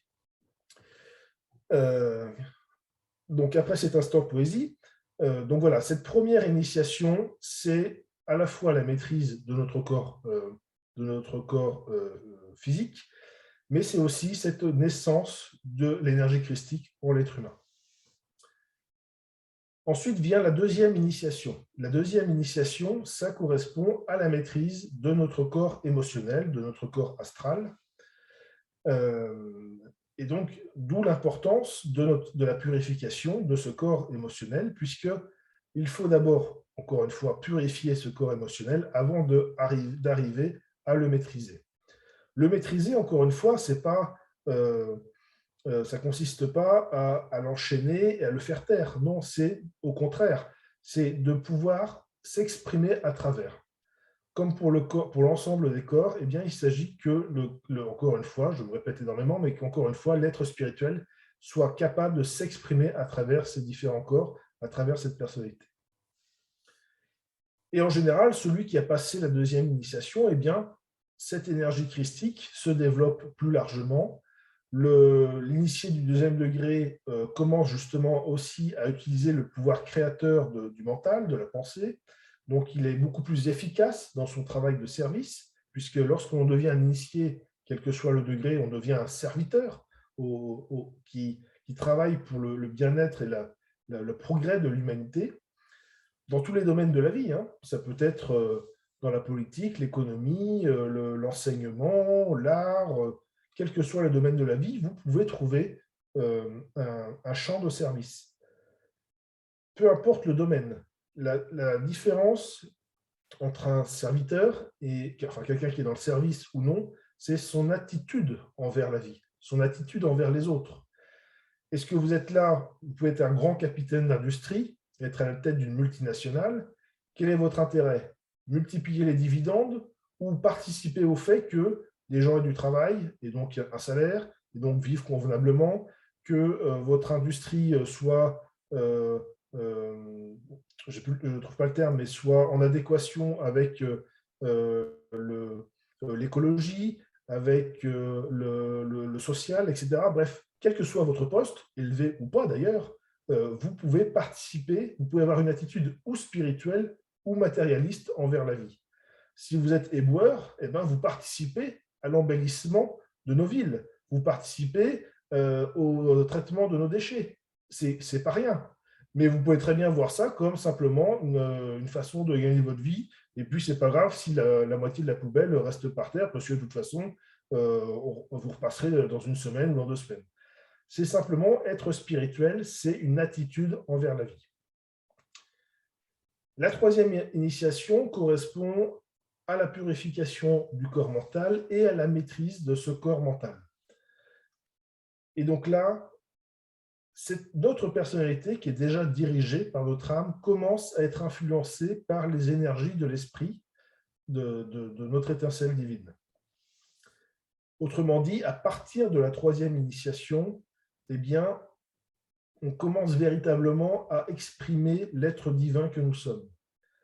Et aujourd'hui, des initiés du 3e degré, dans le monde, il y en a peut-être environ 3000 personnes. On est 7 milliards. Des initiés du 2e degré, dans le monde, il y en a environ 250 000. Des initiés du 1er degré, il y en a à peu près 850 000 dans le monde. Des gens sur le point de prendre la première initiation, il y en a à peu près 6 ou 7 millions dans le monde. Ça fait du monde, mais par rapport à l'ensemble de la population sur Terre, c'est peu. Ce sont des chiffres qui peuvent paraître accessoires, mais ce sont des chiffres illustratifs. C'est-à-dire que beaucoup de gens qui s'intéressent à la spiritualité, au développement personnel, au développement spirituel, peuvent se dire « Moi, j'ai déjà l'intérêt pour le sujet. Je ne dirais pas que je suis proche d'être un maître de sagesse, mais peut-être que la première initiation, je l'ai déjà passée. Peut-être que c'est le cas. À mon niveau, je serais incapable de vous le dire. Mais peut-être que simplement votre intérêt pour la spiritualité et d'autres choses tout aussi intéressantes est simplement la marqueur de votre démarche vers la première initiation. Il est assez difficile de savoir à son niveau, à quel niveau on en est. Mais seul un maître de sagesse pourrait nous dire précisément à quel niveau on en est rendu. Pour autant, simplement en observant notre vie, la façon dont on est, dont on se comporte avec les autres, et l'impact qu'on a sur le monde, eh bien, on peut peut-être déjà se dire, ouais, un mec comme Charles de Gaulle, initié du 2e degré, si je me compare à lui, je ne sais pas si j'ai encore passé la 2e initiation. Mais peut-être que par rapport à ce que je fais, peut-être que j'ai déjà passé la première, je n'en sais rien. Il y a dans les livres de Benjamin Crème notamment une liste des initiés. Il y a, je crois, à peu près 1600 exemples d'initiés de tous les niveaux, de tous les grades. Et donc, consulter cette liste parfois permet de se dire, tiens, par rapport à tel ou tel individu qui, lui, a passé la première initiation, qui a fait ça dans sa vie, peut-être que moi, voilà. Par rapport à un autre, non, là, je ne pense pas. Les gens, en général, ont tendance ou à se surévaluer ou à se sous-évaluer. Mais ce n'est pas évident de savoir où on en est. C'est intéressant malgré tout parce que ça permet de savoir quelle est la prochaine étape qu'il faut travailler. Mais encore une fois, l'ensemble de ces chiffres invite malgré tout à une certaine modestie.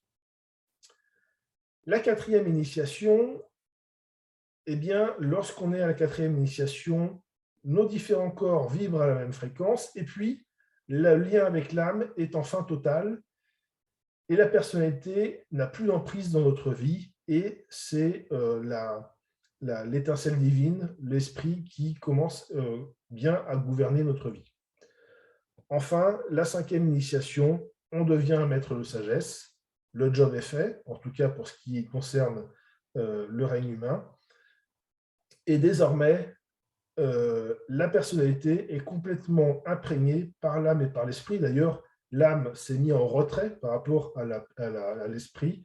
L'âme a été absorbée par l'esprit et c'est directement l'esprit qui s'exprime à travers la personnalité. L'individu devient un maître de sagesse. Pour lui, il n'est plus nécessaire de faire de nouvelles expériences sur Terre. Il a le choix, soit il peut poursuivre son évolution ailleurs dans l'univers, soit il peut continuer et rester sur Terre et continuer à veiller, tel un grand frère, sur les êtres humains ou les autres règnes de nature, les animaux, les végétaux, les minéraux et d'autres règnes de nature qui existent également.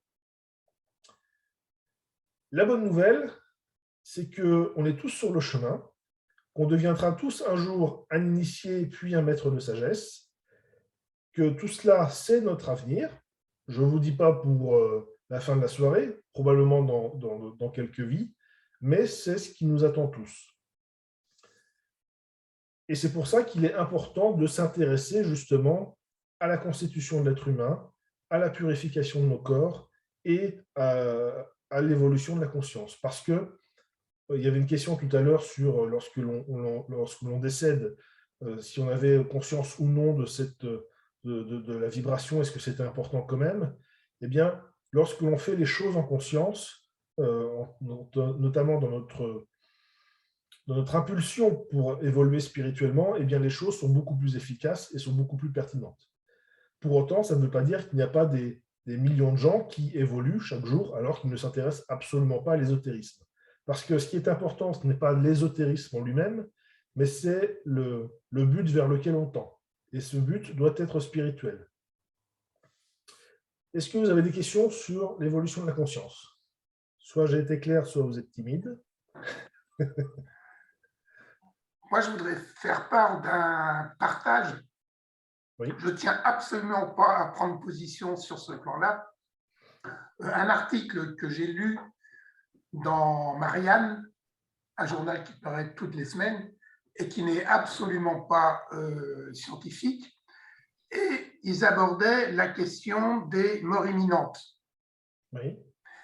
Il y a un scientifique français, un neuroscience, qui posait la question: à quel moment sait-on qu'une personne est morte? À quel moment on détermine sa mort? Et il disait, moi je répète l'article parce que je considère que les scientifiques aujourd'hui, ils connaissent ce qu'ils connaissent, point barre. Ils connaissent beaucoup de choses par rapport à il y a 15 ans et il y a 20 ans, mais ils ne connaissent rien par rapport à ce qu'ils vont connaître dans 20 ans. Et donc, ce qu'il disait, il disait: à quel moment arrive-t-on à déterminer qu'une personne est morte? Et lui, il disait dans son article que les personnes qui ont vécu cet événement-là, c'est des personnes qui, d'après lui, n'étaient pas mortes, n'étaient pas considérées comme vraiment mortes. C'est tout ce que je veux dire. Maintenant, c'est tout. Cet article m'a très surpris. C'est tout ce que je voulais dire. À l'inverse de la question de la mort, qui a son intérêt, il y a la question de la naissance. Lorsque j'ai fait des études en droit, on s'était posé la question avec un professeur de droit: à partir de quand juridiquement on considère qu'on est vivant? Parce que ça a des implications. C'est-à-dire que est-ce que c'est à la naissance?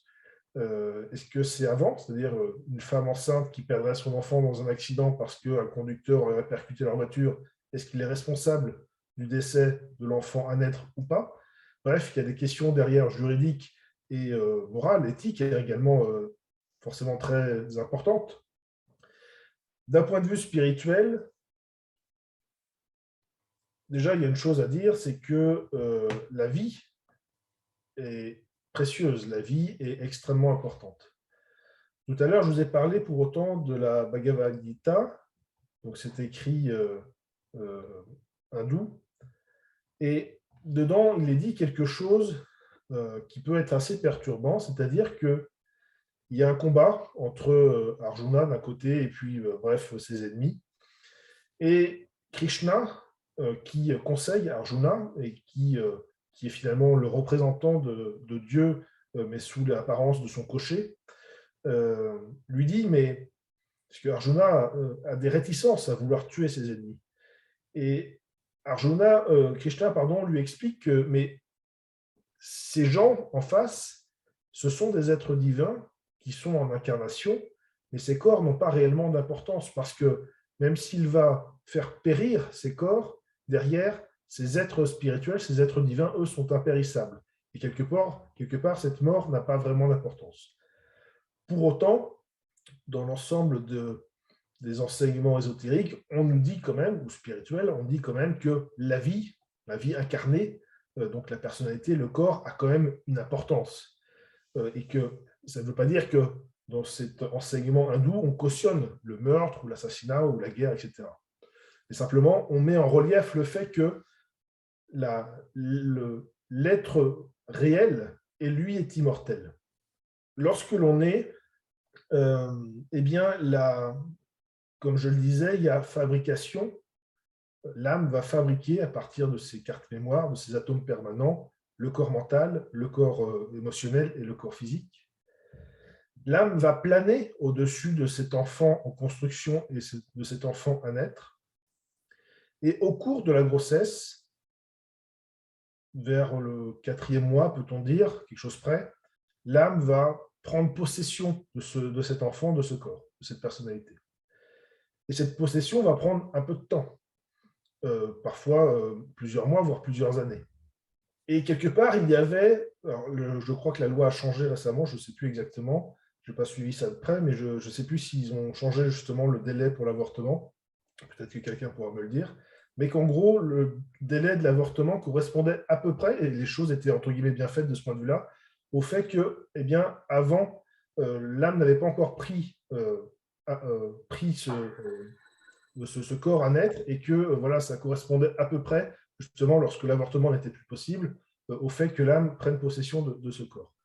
Mais tout ça pour dire que au niveau de la naissance, même s'il y a déjà la vie dès la conception, d'un point de vue spirituel, l'âme n'est pas présente immédiatement, que c'est un processus qui prend un peu de temps. Et pour la mort, c'est la même chose. La question de quand est-ce qu'on est mort, eh bien, ceux qui ont vécu des expériences de mort imminente, on peut les qualifier d'expériences de mort imminente parce que cliniquement, ces gens étaient considérés comme morts. Ils étaient sur une table d'opération, par exemple, et qu'on constatait qu'ils étaient morts et que ça a duré quelques minutes ou quelque chose comme ça. Mais d'un point de vue ésotérique, d'un point de vue spirituel, ces gens n'étaient pas encore morts. On est mort physiquement lorsque l'âme s'est retirée du corps physique, lorsque le lien, cette corde d'argent entre l'âme et le corps physique est rompu. Là, on peut dire qu'on est mort. Mais pour ces personnes qui ont vécu des NDE, eh bien, elles n'étaient pas mortes d'un point de vue ésotérique, puisque sinon, elles n'auraient pas pu revenir parmi les gens incarnés, parmi les vivants, pourrait-on dire. Mais pour autant, elles se sont approchées de ce qu'est la mort. Elles ont eu une vision de ce qui les attend, comme je le disais tout à l'heure, derrière le voile. Une vision assez juste. Et c'est ce que montrent les écrits et les études de plusieurs scientifiques, qui montrent que toutes ces personnes, partout dans le monde, qui ont des cultures différentes, des religions différentes, eh bien, décrivent grosso modo à peu près la même chose. Ce qui montre qu'il y a une justesse dans leur témoignage. Mais véritablement, on est mort lorsque l'âme s'est complètement retirée du corps. Et c'est pour ça que autrefois, je ne sais pas si c'est toujours vrai aujourd'hui, mais autrefois, on disait qu'il fallait attendre 3 jours et demi avant d'enterrer quelqu'un pour avoir la certitude que l'âme s'était bien retirée du corps physique. Il y a une loi aussi qui est passée il y a quelques années concernant les transplantations. On ne peut pas transplanter, on ne peut pas retirer les organes de quelqu'un immédiatement. Il y a un certain délai à respecter, un délai court, mais il y a quand même un certain délai parce qu'il considère que la personne peut encore souffrir. Oui. Merci bien. Je voulais poser une question. Oui. C'était par rapport à la 4e initiation, où vous dites l'esprit gouverne notre vie, et avec des corps de personnalité qui vibrent à la même fréquence. Et je voulais savoir comment ça se manifeste, ça, l'esprit qui gouverne notre vie. Comment ça se présente? Ça se présente plutôt bien. Si vous voulez, si on prend des exemples, alors c'est toujours délicat de juger en fonction de la vie, de la biographie des gens. Un initié du 4e degré, c'est par exemple Jésus qu'il meurt sur la croix. Lorsque Jésus meurt sur la croix, il passe la 4e initiation. Maintenant, le cas de Jésus est particulier puisque lors de son ministère, Jésus était adombré par le Christ, c'est-à-dire qu'un maître de sagesse, en l'occurrence le Christ, a travaillé à travers lui pendant 3 ans pendant son ministère. Donc l'œuvre de Jésus, le ministère de Jésus pendant 3 ans, est plutôt celui du Christ, du maître de sagesse, plutôt que de Jésus. Pour autant, Jésus était un grand initié. Pour donner d'autres exemples d'initiés du 4e degré, on peut citer Krishnamurti. Je ne sais pas si vous connaissez Krishnamurti. C'était un sage, un philosophe indien qui a vécu au XXe siècle, qui était justement, il était prévu qu'il soit justement un peu à la star de Jésus, un réceptacle pour la seconde venue du Christ, la venue de l'instructeur mondial, de Maitreya. Je ne sais pas si vous connaissez cette histoire. Après, des initiés de 4e degré, souvent ce sont des grands sages, des gens qui sont complètement dans une approche spirituelle, qui vont délivrer des enseignements, etc. Souvent, donc, ce sont des gens qui, justement, vont être totalement dans le service, qui vont professer, à travers l'enseignement, tout un ensemble de choses qu'on a pu évoquer ce soir, c'est-à-dire aider les gens à s'améliorer intérieurement, pour améliorer leur vie, pour améliorer la vie des autres. Souvent, ce sont des instructeurs spirituels qui sont justement là dans l'accompagnement de ceux qui veulent bien les écouter leurs conseils, les mettre en pratique. En général, voilà, les initiés du 4e degré sont justement dans cette démarche spirituelle. Je ne sais plus si je l'ai cité à l'instant, il y a Blavatsky qui était initié du 4e degré, Elena Horich était initiée du 4e degré. Après, il faudrait consulter la liste notamment donnée par Benjamin Ken. Mais grosso modo, ce sont des gens qui sont dans l'instruction spirituelle. Ça ne veut pas dire qu'il n'y a pas d'instructeurs spirituels à des niveaux moins élevés.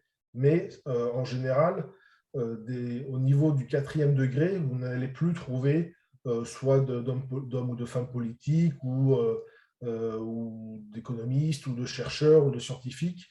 Ce seront des gens qui consacrent leur vie à la spiritualité. D'accord. Pour vous donner un exemple, ce n'est pas moi, par exemple. J'en suis pas encore là.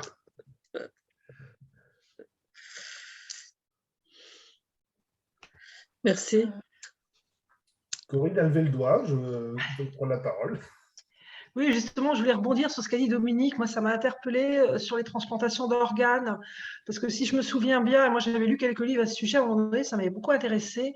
On s'est rendu compte sur les transplantés, en fait, qui vont prendre une partie de la personnalité ou des informations même qui appartiennent à la personne à qui ces organes appartenaient. Donc, justement, avec les organes, quelle est la part qu'on transplante, pas que l'organe physique, quelle est la part qu'on va transplanter sur l'heureux bénéficiaire de l'organe, parce que ça permet quand même à la personne de survivre avec une transplantation d'organes, mais sur quelqu'un qui est décédé, mais qui va mettre, enfin, je ne sais pas, il y a eu des témoignages, notamment Charlotte Valandré, je crois, qui avait témoigné de ça. C'était intéressant à travers un roman. Il y a eu plusieurs, j'avais lu à l'époque plusieurs écrits en ce sens. Voilà, donc je voulais témoigner de ça et vous demander votre avis là-dessus, parce que je trouve ça intéressant, moi, l'idée que une partie de nous, enfin pour les personnes en tout cas, qui vont accepter cette transplantation. Et comme disait Dominique, bon, il y a peut-être un délai après la mort, mais justement, à la limite, mais le délai, mais même, enfin, l'organe, il faut qu'il reste frais quand même, j'imagine, pour être transplanté. Donc voilà, je sais pas, c'est... Alors, je ne suis pas spécialiste de la transplantation d'organes, mais en fait, la personne est considérée comme décédée, mais elle est maintenue artificiellement en vie pour que justement la transplantation soit possible. C'est-à-dire qu'on sait que si mécaniquement on arrête de l'aider, elle va mourir, mais justement on maintient artificiellement en vie pour pouvoir permettre la transplantation. Oui, mais justement, mais quelle la partie de justement l'organe avec lui emmène apparemment une partie de la personnalité de la personne qui va s'ajouter à la personnalité du récepteur. Que ce soit pour le don d'organes ou pour, par exemple, le don de sang également, hein, c'est valable aussi pour le sang, qui est important. Donnez votre sang, si vous souhaitez. Lorsque vous recevez le sang ou l'organe de quelqu'un d'autre, ça vous sauve la vie, ça peut vous sauver la vie, mais vous créez automatiquement un lien karmique avec le donneur d'organes ou le donneur de sang. Ce n'est pas forcément quelque chose de dramatique, mais en tout cas, un lien se crée avec cette personne que vous ne connaissez pas, qui a donné ou son sang ou son organe. Lorsque vous recevez donc ce sang ou cet organe, vous recevez quelque chose de physique, dense, et comme je l'ai expliqué tout à l'heure, ce physique dense n'est que la contrepartie de quelque chose de physique éthérique. Donc vous ne recevez pas uniquement l'organe physique, vous recevez également la partie éthérique, l'organe éthérique. parce que sans la partie éthérique, la partie physique meurt, en fait, elle se désagrège. Si le corps à la mort se désagrège, c'est parce que le corps éthérique n'est plus là pour le maintenir en cohérence. Donc il y a ces deux choses. Il y a effectivement, lorsqu'on reçoit l'organe, il y a cette partie aussi éthérique que l'on reçoit également. Et puis il y a effectivement un lien karmique qui existe entre, bonne soirée Jacques, entre le donneur et le receveur. Maintenant, comment dire, lorsque l'on tend à devenir un maître de sagesse, on a un travail karmique à effectuer. C'est-à-dire que quelque part, on n'a plus à avoir de lien karmique avec des individus, entre guillemets, hein, parce qu'on devient quelque part neutre d'un point de vue karmique, et que lorsqu'on devient maître de sagesse, le seul karma auquel on est lié, finalement, c'est un karma global, par exemple celui de l'humanité. On s'inscrit dans quelque chose de beaucoup plus global et non plus de quelque chose d'individuel. Tant que le karma individuel n'est pas liquidé, eh bien, on est amené à se réincarner dans ce schéma, parce que c'est le bouddhisme qui explique ça, hein, avec le samsara, le cycle des réincarnations, des incarnations. Tant qu'on a du karma individuel, eh bien, on sera amené à se réincarner pour liquider ce karma individuel. Positif ou négatif, hein. Et donc, du coup, on a ce lien avec ce donneur, mais après, ce n'est pas forcément quelque chose d'extrêmement gênant. Comment dire, surtout, j'ai envie de dire, dans le cadre du sang, le sang se renouvelle en permanence, donc au bout d'un moment, le sang du donneur n'existera même plus de lui-même.